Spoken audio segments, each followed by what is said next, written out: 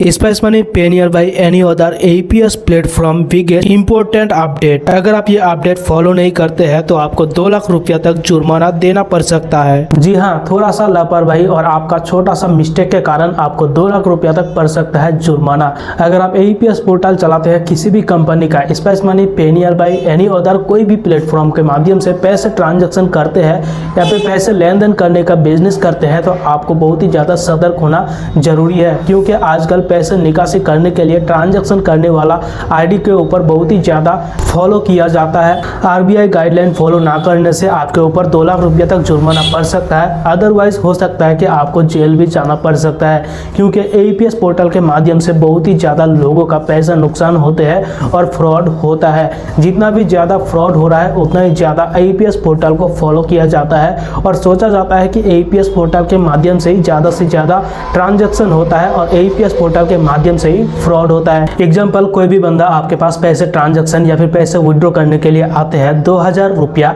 और आप 2000 के बदले 2020 रुपया यानी 20 रुपया एक्स्ट्रा करके विड्रॉ कर लेते हैं और आप कस्टमर को 2000 रुपया देते हैं, तो ऐसे में RBI गाइडलाइन के हिसाब से बाहर होता है और RBI सोचता है, बैंक सोचता है, कंपनी सोचता है कि ये बंदा फ्रॉड कर रहा है। इसीलिए अगर आपके पास कोई 2000 रुपया, 5000 रुपया, 10,000 रुपया या फिर 1000 रुपया विड्रॉ करने के लिए आते हैं तो आप एक्स्ट्रा पैसा विड्रॉ ना करें। जो भी आपका एक्स्ट्रा पैसा बनता है आप कस्टमर के पास से अलग से ले सकते हैं। अगर आप ऐसा करते हैं तो आपका आईडी हमेशा के लिए बंद कर दिया जाएगा। हो सकता है कि आपका नाम से एक क्लेम भी हो सकता है या फिर आपको जुर्माना भी देना पड़ सकता है। दूसरा जरूरी अपडेट, अगर आप APS पोर्टल चलाते हैं किसी भी कंपनी का, अगर आपका दुकान नहीं है, दुकान के अलावा आप अपने गाँव के, मोहल्ला के या फिर किसी भी दोस्त यार का पैसे ट्रांजेक्शन करते हैं, पैसे विड्रॉ करते हैं और दे देते हैं, तो ऐसे में आपके ऊपर नोटिस आ सकता है, क्योंकि ऐसा करना गाइडलाइन के खिलाफ होते हैं। किसी के भी घर जाके या फिर किसी के पास जाके किसी भी बंदे का पैसे निकासी ट्रांजैक्शन नहीं कर सकते। जो आपका APS पोर्टल रहेगा उस APS पोर्टल को आप अपना दुकान पे बैठ के ही ट्रांजैक्शन कर सकते हैं और जितना भी ट्रांजैक्शन करेंगे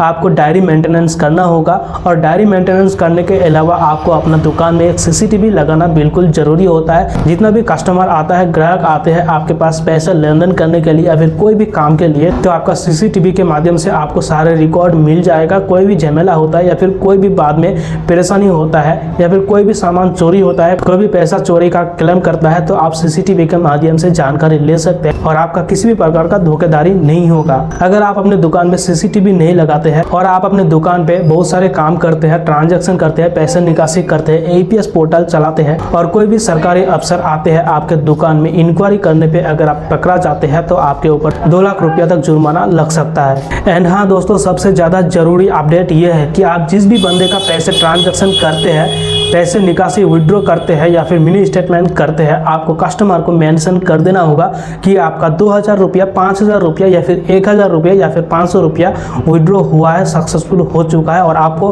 हमारे डायरी पे साइन कर देना होगा। अगर आप पैसा मेंशन कर देते हैं और डायरी में साइन ले लेते हैं तो आपके साथ किसी भी प्रकार का फ्रॉड नहीं होगा या फिर कोई भी झमेला नहीं होगा। साथ में कोई भी सरकारी अफसर आए इंक्वायरी करने के लिए तो आपका कोई भी परेशानी नहीं होगा। तो आज की जानकारी आपको कैसा लगा कमेंट करके जरूर बताएं। चैनल पे नए हैं, सब्सक्राइब एंड बेल आइकन को प्रेस जरूर करें एंड वीडियो को लाइक जरूर करें।